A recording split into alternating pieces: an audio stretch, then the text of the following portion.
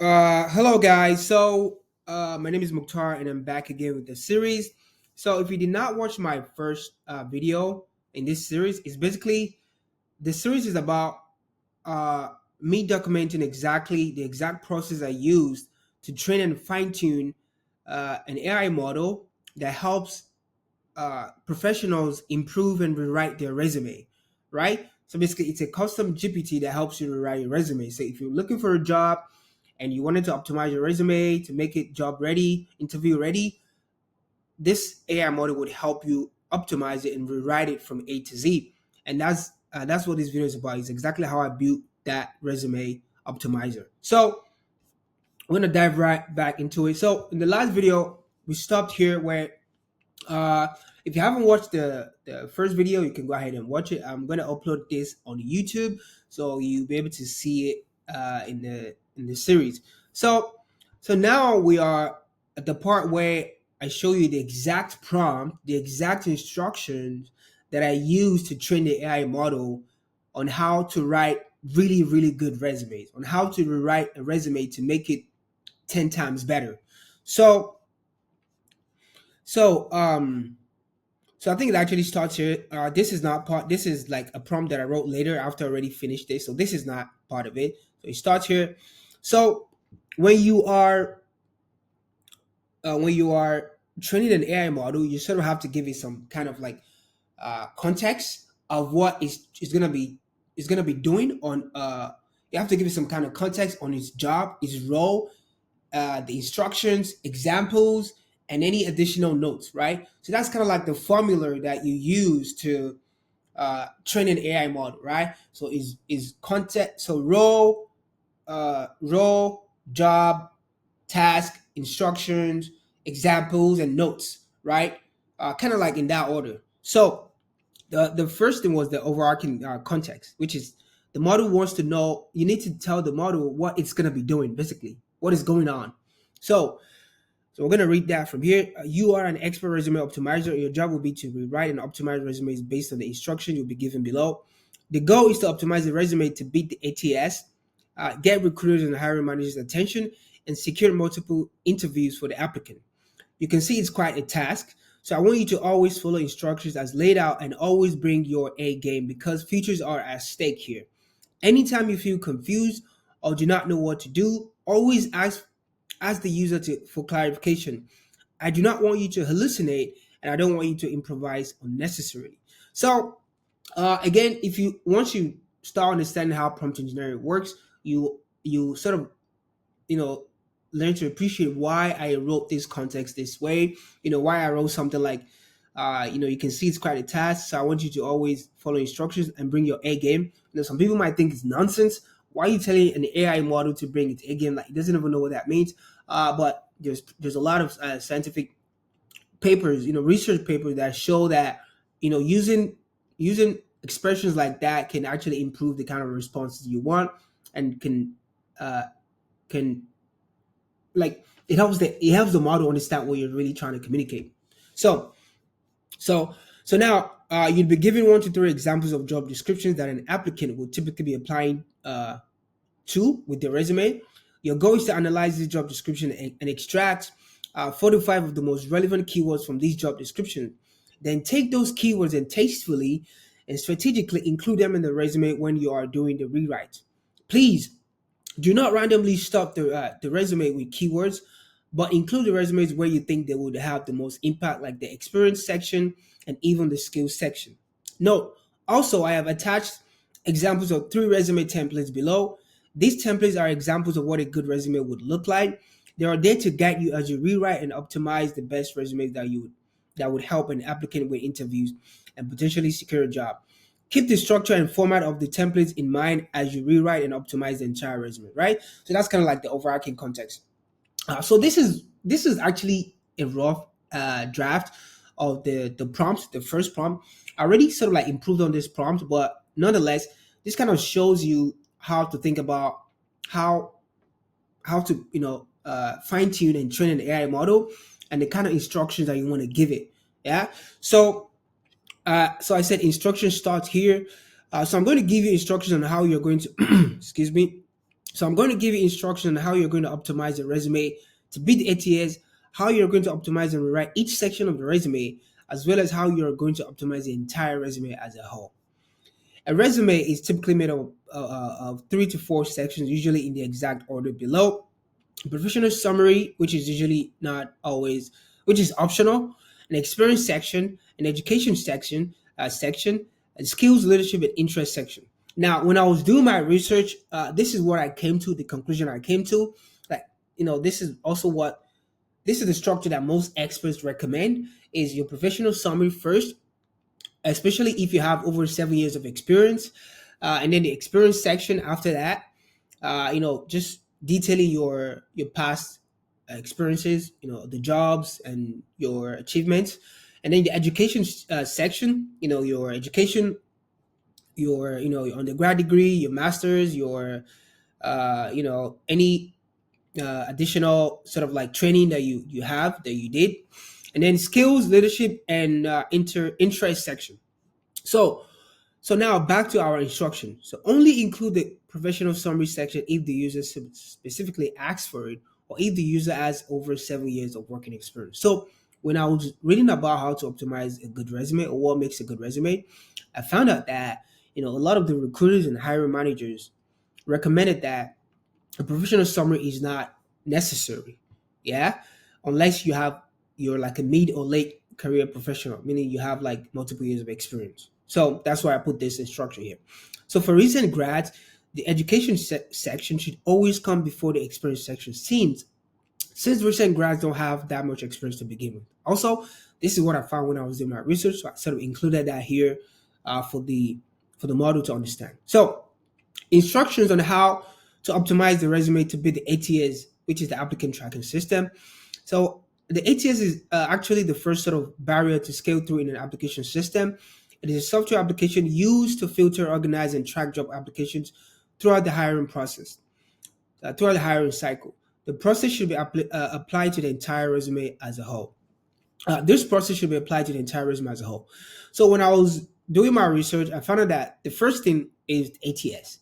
But what I did find that was interesting was that the ATS is actually not sort of like this gatekeeper. It's not like some kind of gatekeeper that filters out your resume, right? That was what some experts said. And that basically it's just a way for recruiters to organize all the applications that they are getting, right? So they don't lose track. So that nothing gets missing, nothing falls, nothing is overlooked. So, but then because I don't know much about the industry, and to be sure, I decided to still let the AI model know that look, the the ATS is usually the first barrier. So I use the word barrier because some experts said that the ATS actually filters out applications, while some other experts said the ATS is not a gatekeeper. Like it does not filter out. What it does is sort of like put your application in queue, organizes them, so that the recruiter can easily keep track of all the applications. So that's why I put that here. So so now back to our instructions. Here's how to go about optimizing a resume to make it ATS friendly. Use clean, simple format that the system can easily read and parse. Stick to standard fonts like Arial and Calibri, and use bullet points and headings when necessary. Reproduce the resume in PDF format if you can. Since ATS systems analyze resumes to search for specific keywords from the job description, ensure the resume is aligned with keywords from this is supposed to be from 1 to 3. Okay, from the 1 to 3 job description that the user will provide. Because initially we talked, I mentioned that the user is going to provide. So you're going to be given 1 to 3 job description, as you can see here. So because I mentioned this earlier, that's why I sort of phrased this this way. So those are the instructions for the model. So these are the instructions I gave the model on how to optimize the resume for the ATS to make the resume ATS friendly. So now how to optimize each section of the resume. So I gave it instructions, and I gave it like a brief definition of what the professional summary is and why it's important and how to optimize it. Yeah.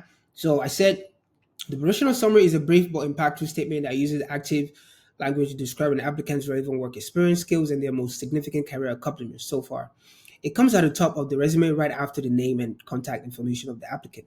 It's usually recommended for those with more than a few years of relevant experience. Yeah. So below are usually included in the professional summary your job title and years of experience, a couple of your greatest professional accomplishments and core responsibilities, your most relevant skills for the job, usually based off of the emphasized skills and keywords found in the job description. Yeah. Uh, so, so I give it examples, right? So one of the best ways to train an AI model is to give it examples, right? I think it's called there's a term for it, few shot prompting. There's one shot prompting, which is when you just give one instruction. There's two shots prompting, which is when you give like examples, two examples.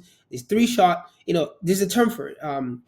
Uh, so so I give it examples of what a good professional summary looks like. So, be, uh, so below are three examples of professional summaries to model after. So fiercely competitive safe manager with 7+ years of experience driving profitability through strategic growth, leading teams and quality control. Achieved $500,000 in monthly sales while increasing customer satisfaction by 5% each year.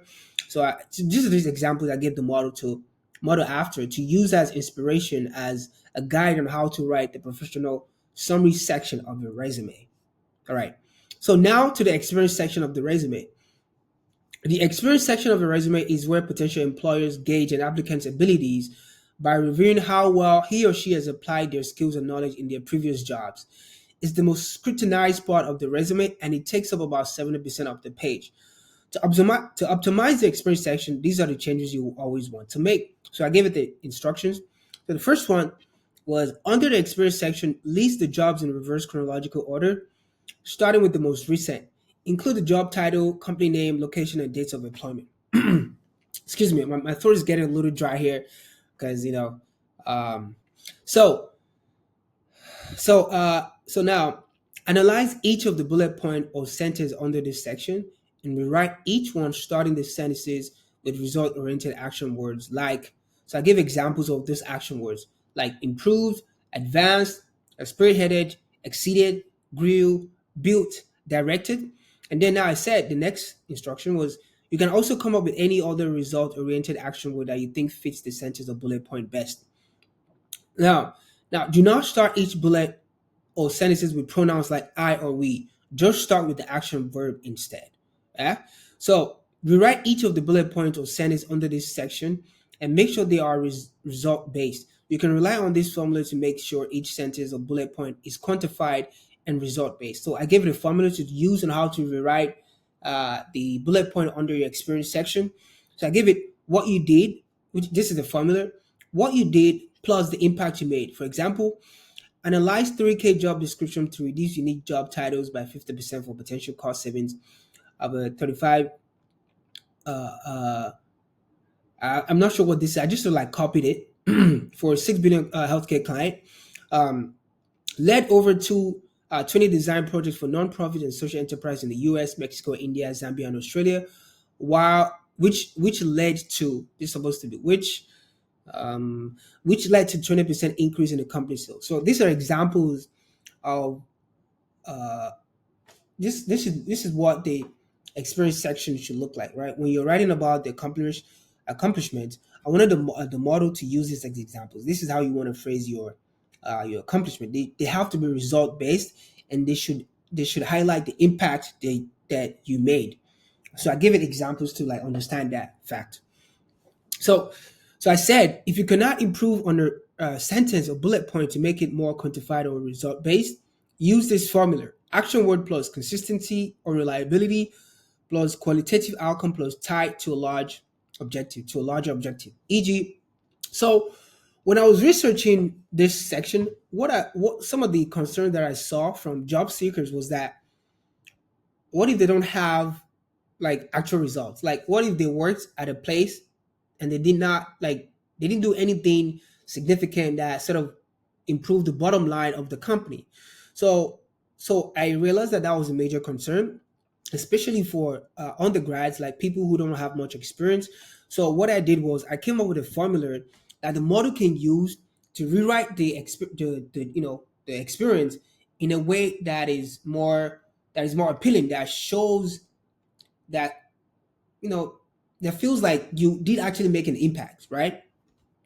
So so this is the formula that I gave it, and then this is what I gave it examples of how I've used this formula. So here's an example. Uh, so for example, this is someone who so if you're an undergrad and one of the things you did was that you worked at a place where all you had to do was just to be on the ground on the weekend, and you didn't really do much that contributed to the company's bottom line, you could you could use this formula to rewrite your what you did, your task, your job role. So I gave it this formula, and I give it examples of how this formula has been applied. So here's an example. Provided weekend oversight of office operations, proactively resolving issues and ensuring continuous workflow, contributing to 100% uptime for critical processes. Yeah, instead of simply saying, "Oh, I was on ground on weekends," you can take this formula to rewrite that and give you this, right? So this looks more polished and it looks like, okay, you did actually make an impact, significant impact in your in this task, in this job role. So as another example that I gave it, let me put this here. So it's or so I said, or here's another example: consistently manage inventory and restock office supplies weekly, preventing shortages and ensuring smooth office operations, contributing to overall team efficiency and satisfaction. Right? Again, this is using this formula to rewrite a bland, mediocre uh, job task into something that is more appealing, that's going to look good on your resume. So after that, we went to the next instruction, which was ensure each bullet point does not extend more than 2 sentences.